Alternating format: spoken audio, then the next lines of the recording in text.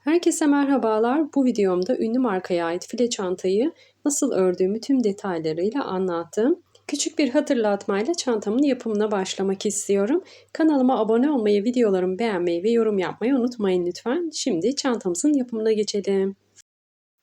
Çantamı örmek için bu şekilde rafya ip kullanacağım. Bir yumak kullanacağım. İpimin gramajı 200 gram. İstediğiniz iplerle örebilirsiniz. Kağıt iplerle de yapabilirsiniz. Koton iplerle de yapabilirsiniz. Ya da farklı iplerle de çalışabilirsiniz. Burada önemli olan sizin bütçeniz ya da hangi iple örmek istediğiniz, sizin zevkiniz önemli olan. İstediğiniz iplerle yapabileceğiniz güzel ve kolay bir çalışma. Şimdi hemen zincir çekerek çantamı örmeye başlıyorum. Çantanın orijinalinde uzun kenarda toplam 13 adet boş kare vardı fakat ben 11 kare üzerine çalışacağım.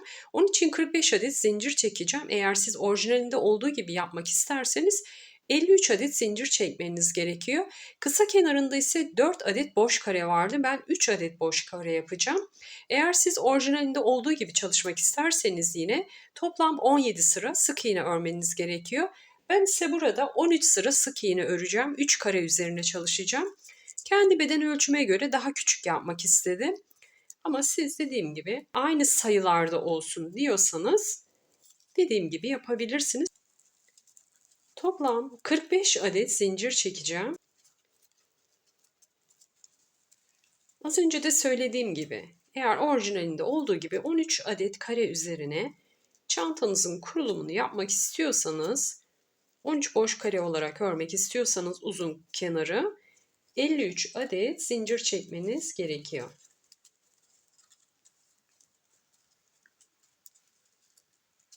Şimdi zincirimi tamamlayıp geliyorum. 45 adet zincirimi çektim. Ölçüsünü paylaşayım hemen.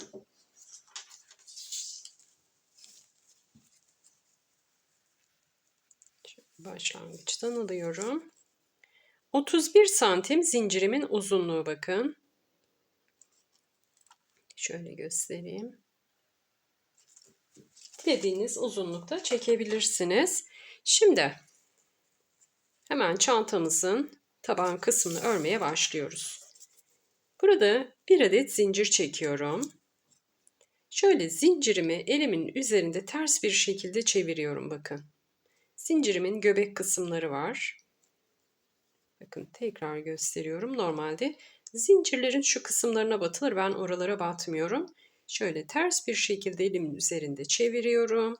Bakın göbek kısımların orta kısımlarında bakın. Şuralarda tek ilmekler var. Oraların altından batacağım. Şimdi 45 adet zincirimi çektim. Bir adet daha zincir çektim sık iğnem için. 45. zincirin tek ilmeğinin altından tığımı geçiriyorum. Direkt battım. Tığımla ipimi çektim. Bir tane sık iğne. Bir sonraki zincire geçiyorum. Yani 44. zincire bir tane sık iğne. Tekrar bakın batıyorum. Bir tane sık iğne.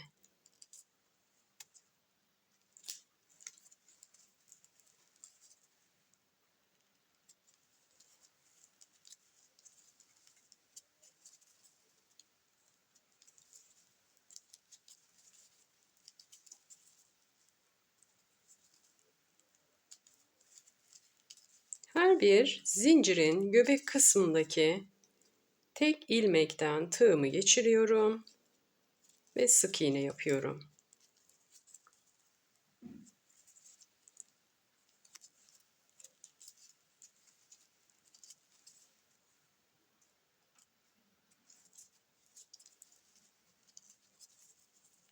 Ben zincirimi neden bu şekilde batıyorum?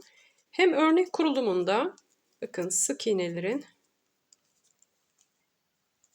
tepe boşluğu burası, zincirimizin altta kalan ilmekleri de bu şekilde, ikisi de aynı duruyor bakın. Hem örnek kurulumunda çok daha kolay oluyor, ilmeklerimi bulmam kolay oluyor. Hem de sık iğnelerin tepe boşluğuyla aynı görüntüye sahip oluyor. Hem de dikiş aşamasında da kolaylık sağladığı için genelde ben zincirlerimin göbek kısımlarına batıyorum. Şimdi sıra sonuna kadar her bir zincirin göbek kısmından tığımı geçirerek birer adet sık iğne yapıyorum. Toplam 45 adet sık iğne yapacağız burada. Sık iğnelerimi örerek birinci sıramı tamamladım. Toplam 45 adet sık iğne yaptım. İkinci sıramıza geçiş yaparken bir zincir çekiyorum. Geriye dönüyorum. Hemen ilk sık iğnenin tepe boşluğuna batıyorum.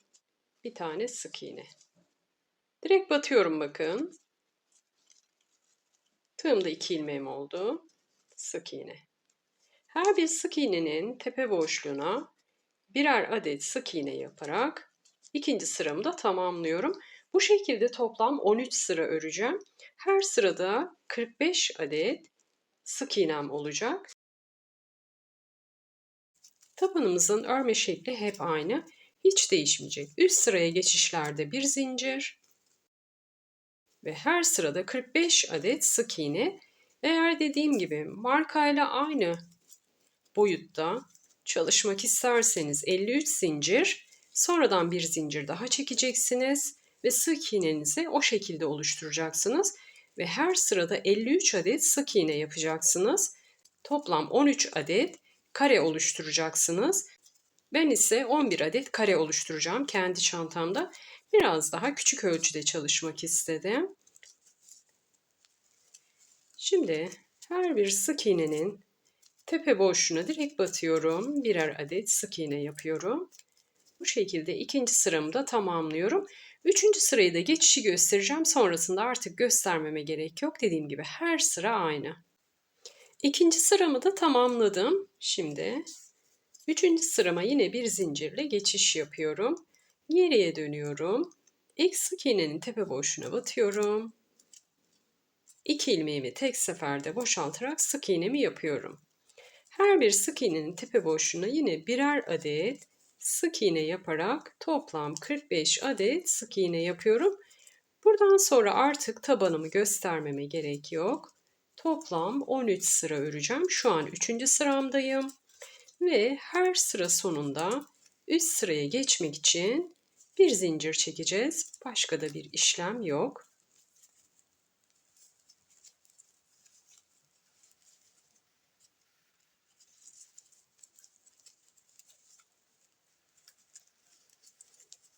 Bu şekilde sıramı tamamlıyorum. Toplam 13 sıra öreceğim. Sonra gövdeye geçişi göstereceğim. Her sırada 45 adet sık iğne yaparak toplam 13 sıra ördüm ve tabanımı tamamladım. Şimdi ölçülerini paylaşmak istiyorum. Uzunluğu 31 santim. Genişliği ise 10 santim. Şimdi hemen gövdeye geçişi yapacağız. Tabanımı tamamladığım noktada toplam 6 adet zincir çekiyorum.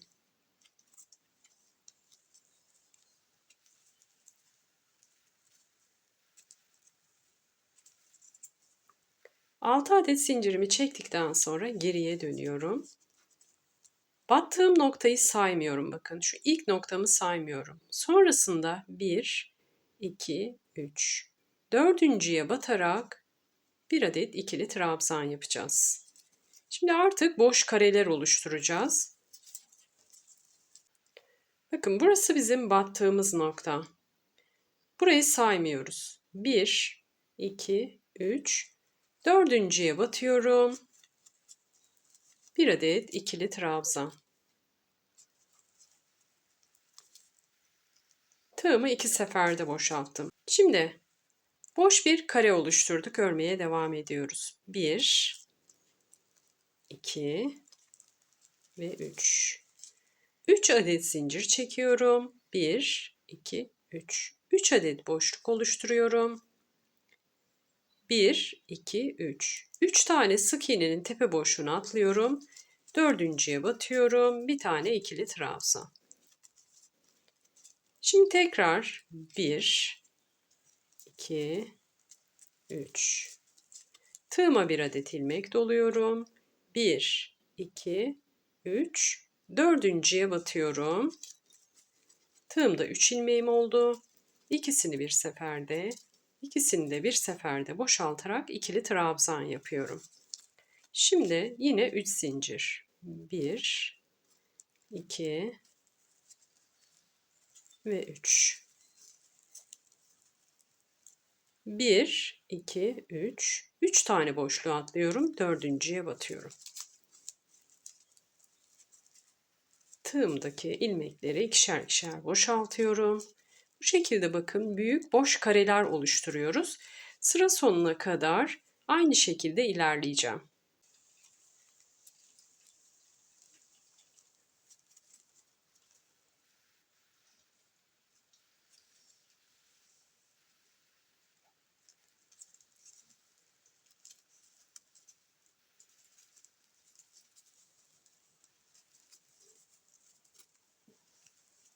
Uzun kenarımdaki karelerimi tamamladım. Toplam 11 adet boş kare yaptım. Şimdi kısa kenara geçiş yapacağız. Yine 3 zincir çekiyoruz. Direkt iç zincirimi çektim bakın. Şimdi kısa kenarımızın başlangıç sırası burası. Bunu saymıyoruz. 1, 2 ve 3. Her sıranın bakın sonunu bir ilmek olarak sayacağız ya da bir sık iğne olarak sayacağız. Aynı burada olduğu gibi. Burada nasıl 3 tane sık iğne tepe boşluğu atladıysak burada da 3 sırayı atlayacağız bakın. Sıralarımız zaten kendisini belli eder. Battığımız noktanın yan tarafı burası. Burası bir sıra. Burayı saymıyorum ama. Bizim battığımız nokta. Şimdi 1, 2 ve 3. 3 tane atlıyorum. Dördüncüye batıyorum. Şimdi devam ediyorum. 3 zincirimi çektim. Burayı saymıyorum. 1, 2, 3, dördüncüye batıyorum. Dördüncü boşluğa batıyorum. Bir tane ikili trabzan. Bakın. Köşemiz oluştu aslında. Şöyle göstereyim. Çantamız yukarıya doğru dönmeye başladı. Şimdi devam ediyorum. Burada 3 tane boşluğumuz olacak. 1, 2, 3. Çantanın orijinalinde ise 4 boşluk vardı. O yüzden kısa kenarda toplam 17 sıra örmelisiniz eğer orijinal haliyle yapmak isterseniz. Şimdi sayıyorum yine. Bir sıram burası, ikinci sıram burası, üçüncü sıram burası. Şuraya batıyorum. Dördüncü sırama batıyorum bakın. Tığıma ilmek doluyorum. 1, 2, 3 ve dördüncüye batıyorum. Bir tane ikili trabzan. Şimdi tekrar 3 zincir çekiyorum. 1, 2 ve 3. Birinci sıram burası, ikinci sıram burası, üçüncü sıram burası, dördüncü sıram zaten şuradaki son sıraya denk gelecek. Tığıma ilmek doluyorum, batıyorum. Bakın son sıraya batıyorum. Tığımı 2 seferde boşaltarak ikili trabzanımı yapıyorum. Şimdi ne yapacağız? Diğer uzun kenarımıza geçiş yapacağız. Battığımız yer ilk sık iğnemizin olduğu nokta bakın. O yüzden buraya tekrar batmıyorum. 1, 2, 3, 4. Şimdi 1, 2, 3. 3 zincirimi çektim köşemde. Şimdi battığım yer ilk sık iğnenin olduğu nokta olduğu için orayı saymıyorum. 1, 2, 3, 4. Tığıma ilmek doluyorum. Dördüncüye batıyorum. Bakın. Şöyle ikinci köşemizde oluştu. Çantamız iyice yukarıya dönmeye başladı. Dikdörtgen bir form almaya başladı.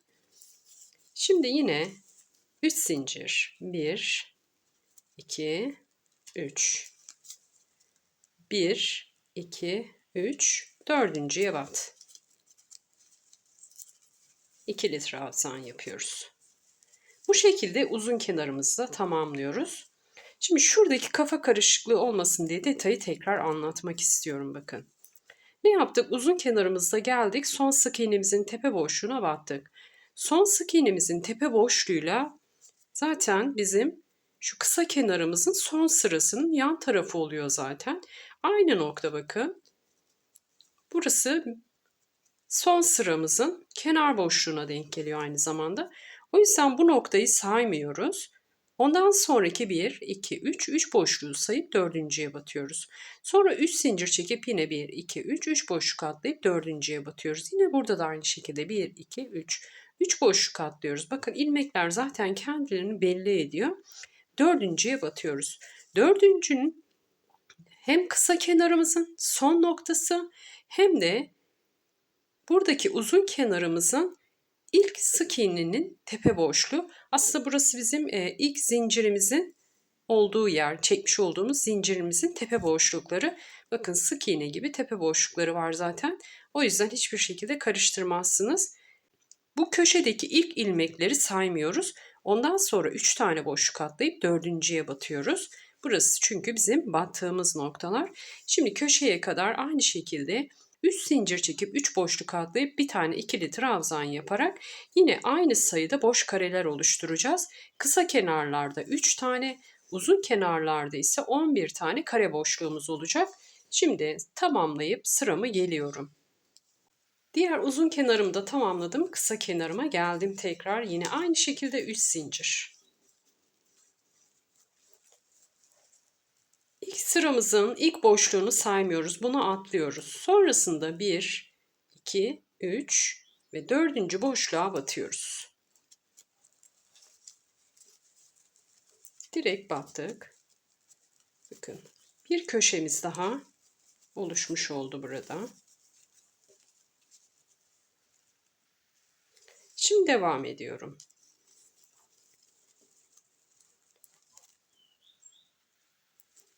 1, 2, 3. 3 zincirimi çekiyorum.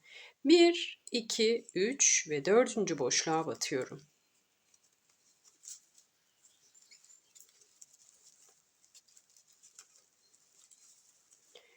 Şimdi burada ne yapacağız? Şurada 6 zincir çekerek başlamıştık. Yine 3 zincir. 1, 2 ve 3. Burada ikili trabzan yapmayacağız. Sıra bağlayacağız. Başladığımız noktaya geldik. Burada 6 tane zincir çekmiştik. 1, 2, 3. Üçüncüsüne direkt battım bakın. Kaydırma tekniğiyle sıramı bağlıyorum.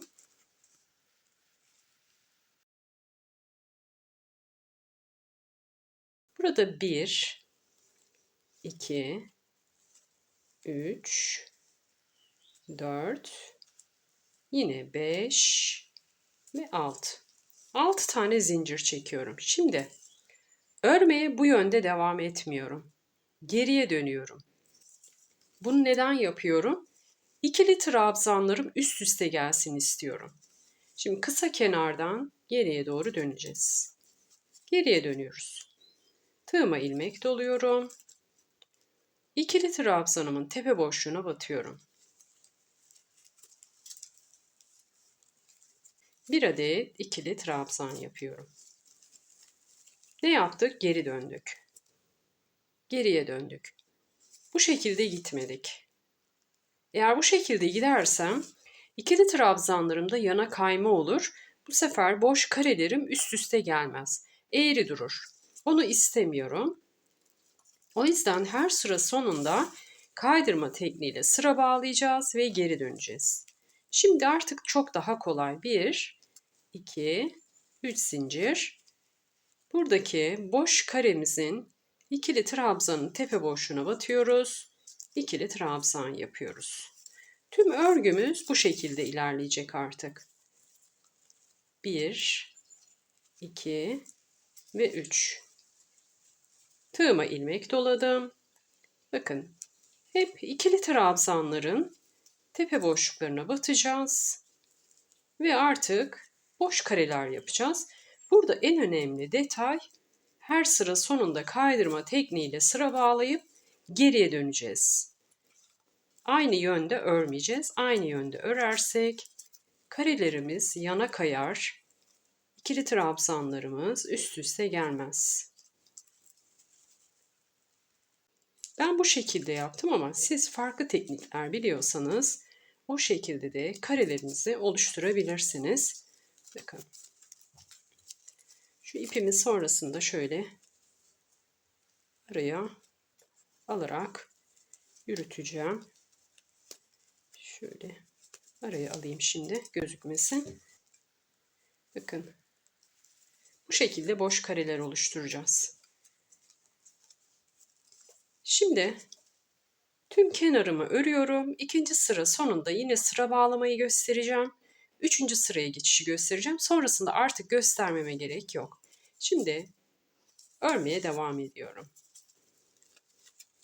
İkinci sıramın da sonuna geldim. Başladığım noktadayım.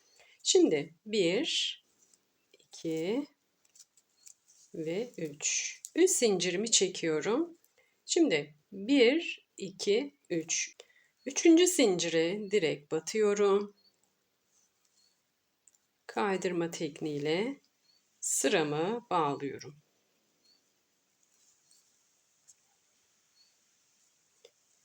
Şimdi 1, 2, 3, 4, 5, 6. Bu şekilde örmüyorum yine. Geriye dönüyorum. Geriye dönüyorum. Tığıma ilmek doluyorum. Uzun kenara geçtim bakın. Hemen ilk karemin ikili trabzanın tepe boşluğuna batıyorum. Bir tane ikili trabzan. Sonra 1, 2 ve 3. Bir sonraki ikili trabzanın tepe boşluğuna batıyorum. İkili trabzan. Şimdi bakın geriye döndük. Bu şekilde örmeye devam edeceğim. Sıra sonuna geldiğimde yine 3 zincir çekerek kaydırma tekniğiyle sıramı bağlayacağım. Geriye döneceğim. Sıra sonuna geldiğimde yine 3 zincir çekip kaydırma tekniğiyle sıramı bağlayacağım ve geriye döneceğim. Her sıra sonunda geriye dönerek öreceğiz. Artık buradan sonra göstermeme gerek yok. İstediğiniz yüksekliğe ulaşana kadar bu şekilde örmeye devam etmeniz gerekiyor. Ben toplam 11 sıra ördüm. Benim için 11 sıra örmek yeterli oldu.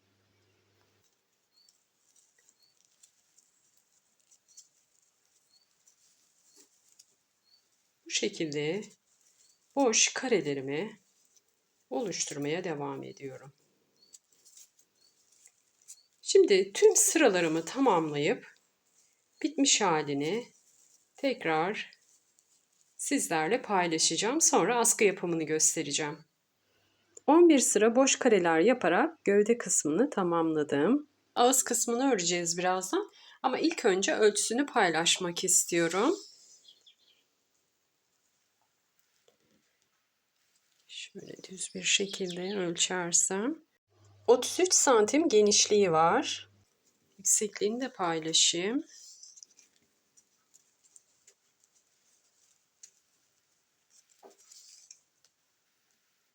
Yüksekliği ise 25 santim. Dilediğiniz ölçülerde çalışabilirsiniz. Şimdi ağız kısmının örme işlemine geçeceğiz. İlk önce bir sıramızı bağlayalım.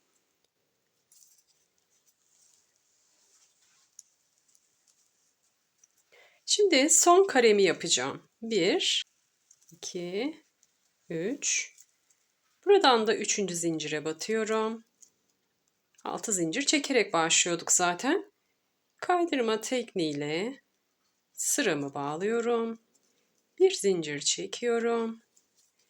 Burada hemen ilk trabzanın tepe boşluğuna yani aynı noktaya batıyorum. Bir adet sık iğne.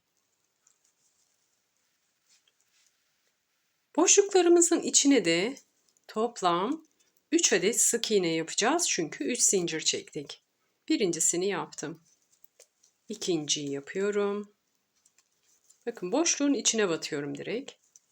Üçüncüyü de yapıyorum. Şimdi hemen trabzanımın tepe boşluğuna batıyorum. Bir tane sık iğne. Boşluğun içine geliyorum. Toplam 3 adet sık iğne. Zincire batmıyorum bakın. Direkt boşluğun içine batıyorum.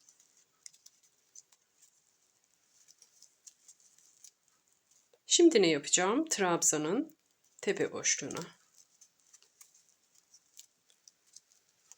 Bu şekilde sık iğneler yaparak bu sıramı da tamamlayacağım. Burada ben 11 sıra ördüm ama siz istediğiniz sayıda örebilirsiniz.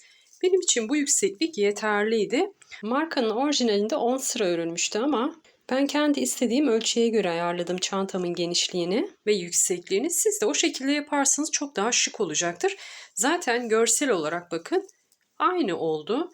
Formu da çantanın orijinalinde bu şekildeydi. Çok fazla büyük bir çanta değil, zaten bu boyutlardaydı. Siz de eğer sitesinde gördüyseniz ya da farklı yerlerde gördüyseniz, mağazasında da gördüyseniz anlayacaksınızdır. Benim çalıştığım ölçülerdeydi. Ben de o yüzden orijinaline benzetmek istedim. Dediğim gibi siz de kendi beden ölçünüze göre illaki aynı boyutlarda olmak zorunda değil, İstediğiniz ölçüde çalışabilirsiniz. Şimdi örmeye devam ediyorum. Boşluğumun içine 3 adet,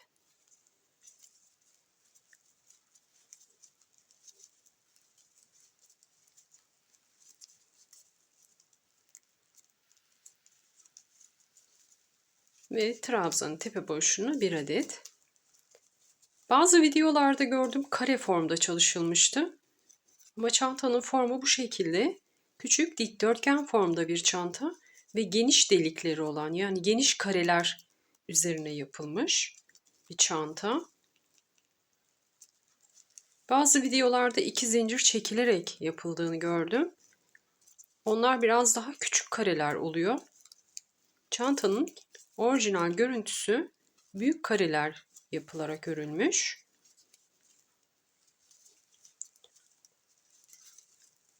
Bu sıramda sadece sık iğneler yapıyorum. Başka da hiçbir şey yapmıyorum. Burada zincir sayınız kaç adetse, şu karelerinizi oluşturmak için kaç zincir çektiyseniz, belki büyük delikli istemezsiniz, bu şekilde büyük kareler istemezsiniz, 2 zincir çekersiniz. O zaman 2 adet sık iğne yapın bu boşluklara. Trabzanların tepe boşluklarına zaten birer adet.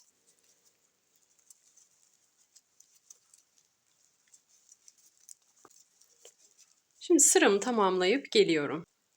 Son sık iğnemi yaptım, sıra sonuna geldim. İlk yapmış olduğum sık iğnenin tepe boşluğuna direkt batıyorum. Kaydırma tekniğiyle sıramı bağlıyorum. Bir zincir çekerek ipimi kilitliyorum. Burada bir miktar ip bırakarak ipimi keseceğim. Şöyle aradan çekeceğim ipimi. Bakın sıramızı bağladık. Şimdi bu ipimi araya gizleyeceğim. Şu içeriye doğru bir miktar yürüteceğim.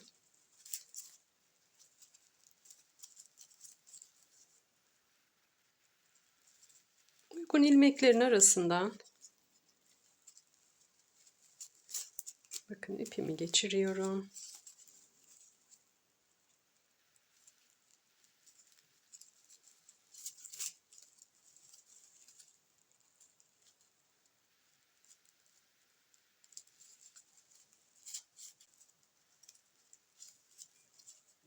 Fazlasını kesiyorum. Evet. Çantamın gövde kısmını tamamladım artık. Şöyle göstereyim bakın. Bir sıra sık iğne yaptık. Orijinali de bu şekildeydi. Şimdi askılarını yapacağım. Askısını yine orijinalinde nasılsa o şekilde yapmaya çalışacağım. Şimdi 1, 2, 3, 4. 4 tane kare buradan atlıyorum. 4 tane de buradan atlayacağım. Şuradaki bakın 1, 2, 3, 4, 5. 5. trabzan. 1, 2, 3, 4, 5. 5. trabzanların tepe boşlukları üzerine askımı denk getireceğim. Şimdi 5. trabzanın tepe boşluğuna şöyle bakın tığımı takıyorum. İlk etapta bir tane zincir çekerek ipimi kilitliyorum. İşaretlemiştik zaten. 1, 2, 3, 4 ve 5. 5. trabzanın tepe boşluğundan tığımı geçirdim. İpimi şöyle aradan çekiyorum. Bir zincir çekerek ipimi kilitliyorum. Askım için ilk etapta zincir çekeceğim. İstediğiniz sayıda zincir çekebilirsiniz. Çok uzun bir askı yapmayacağım.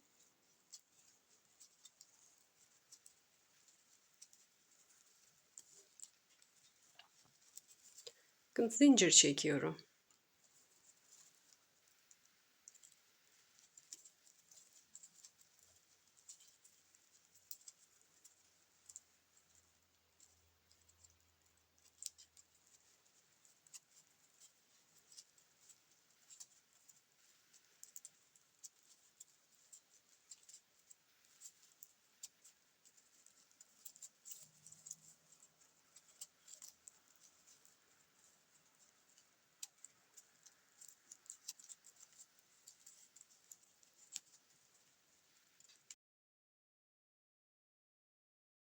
Zincirimi tamamlayıp geliyorum.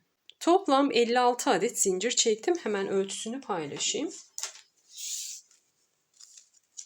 Burada dilediğiniz ölçüde zincir çekebilirsiniz. Daha kısa çekerek el çantası da yapabilirsiniz. Ben mini bir kol çantası olarak tasarladım. Bakın şöyle göstereyim başlangıç noktasından. 44 santim uzunluğu var zincirimin. 56 adet zincir çektim. Ne yapıyorduk burada? 1, 2, 3, 4, 5. 5. trabzanın tepe boşluğundan başladık. 1, 2, 3, 4, 5. 5. trabzanın tepe boşluğundaki ilmeğe zincirimizi bağlayacağız. Burada zincir yönümüze dikkat edelim. Şöyle işaretleyeyim.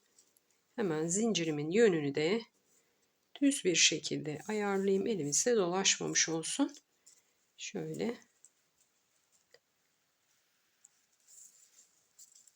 Hemen 5. şu köşeden saydığımda 5. trabzanın tepe boşluğuna batıyorum. Kaydırma tekniğiyle buraya zincirimi bağlıyorum. Bir zincir çekiyorum. Şöyle zincirimin üzerine doğru geri dönüyorum. Ne yapacağım zincirimin üzerine? Birer adet her bir zincire sık iğne yapacağım.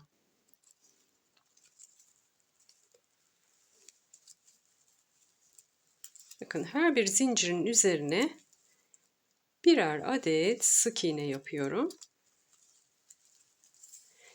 Ters ya da yön örmenizin bir anlamı yok bakın. Zincirlerin ters yönlerinden örüyorum. Yönüme hangi şekilde geliyorsa burada yapıyorum. Zaten bir sıra üzerine ilmek öreceğiz. Burada aslında zincirimizi üzerine sık iğneler yaparak askımızı bir tık daha kalınlaştırmış oluyoruz. Şimdi her bir zincirin arkasından bakın batıyorum.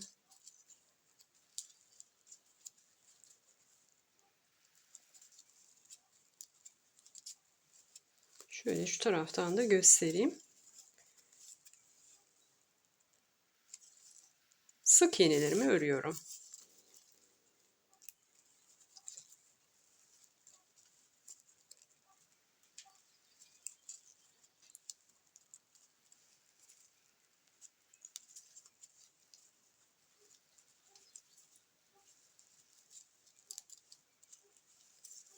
Şimdi her bir zincirin üzerine bir adet sık iğne yaparak şuradaki diğer noktama kadar geliyorum.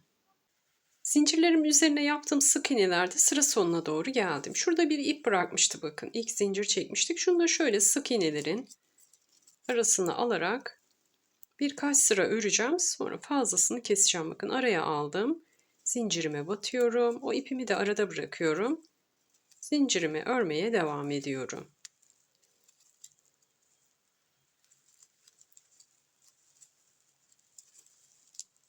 Gizliyorum aslında. Son sık iğnemi de yapıyorum. Şurada fazlasını keseceğim.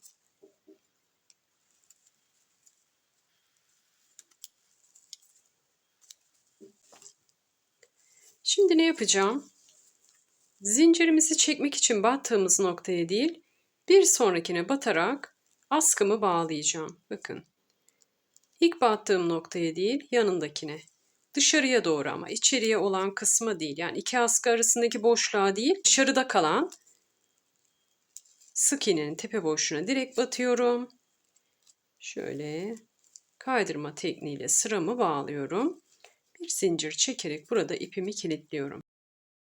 Geriye dönüyorum. Askımın üzerine tekrar bir sıra ilmekler öreceğiz. Şöyle alttan geçiriyorum bakın ilmeğimi. Şöyle uzun ilmek alıyorum. Sık iğne, uzun sık iğneler örüyoruz aslında.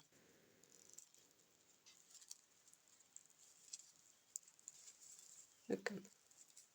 Şöyle alttan doğru geçiriyorum. İpimi şöyle tığım başıyla çekiyorum.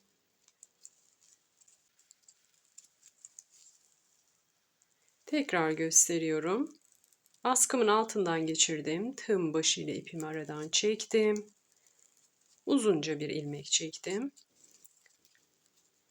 İyice sıkıştırıyorum. Burada uzun sık iğneler örüyoruz. Askımızın üzerine uzun sık iğneler örüyoruz bakın. Tekrar göstereyim. Askımın altından tığımı geçiriyorum. İpimi tığım başıyla çekiyorum. Sık iğne.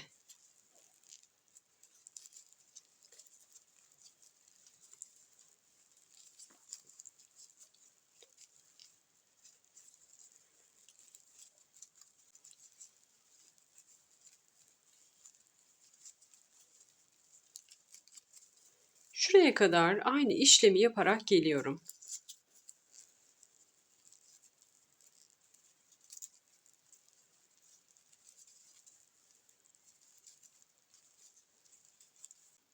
Askımın sonuna geldim. Son birkaç tane daha göstermek istiyorum. Bakın askımın altından tığımı geçirdim.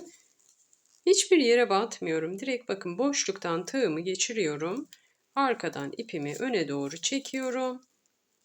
Tığımdaki 2 ilmeği tek seferde boşaltıyorum. Askımın sonuna kadar hep aynı işlemi yapıyorum. Uzun sık iğneler yapıyoruz. Şimdi son bir tane daha yapayım. Ondan sonra askımı çantamın gövdesine bağlayacağım. Şimdi son uzun sık iğnemi yaptım. Askımı tamamladım. İlk batmış olduğumuz, zincir çekerek batmış olduğumuz nokta değil, bir sonrakine batıyorum, direkt batıyorum. Dışarı kısımdakine ama içeri kısımdaki yere batmıyorum. Burada askımızın yönüne de yine dikkat edelim. Kaydırma tekniğiyle sıramızı bağlıyoruz. Bir zincir çekerek ipimizi kilitliyoruz. Ve bir miktar ip bırakarak ipimizi kesiyoruz. Şimdi şöyle askımı bir göstereceğim. Bu ipi araya gizleyeceğim bakın. Markanın orijinalindeki askı da bu şekildeydi. Şimdi bu ipimi araya gizleyeceğim.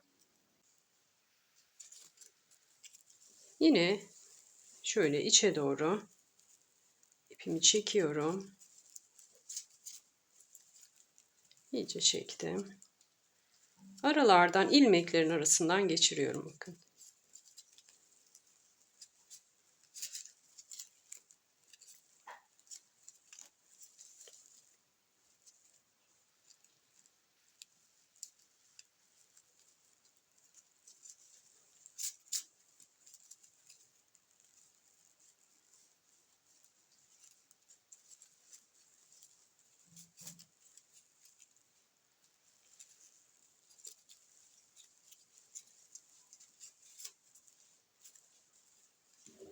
Fazlasını kesiyorum. Askımı tekrar şöyle bir göstereceğim. Şimdi diğer askımı da aynı şekilde örüp bitmiş haline tekrar paylaşacağım. Çantamın askılarını da tamamladıktan sonra artık kullanıma hazır hale geldi. Ben çok sevdim. Umarım sizler de beğenir ve örersiniz. Yorumlarınızı merakla bekliyorum. Kanalıma abone olmayı, videolarımı beğenmeyi unutmayın lütfen. Bir sonraki videomda görüşmek üzere. Kendinize çok iyi bakın. Hoşça kalın.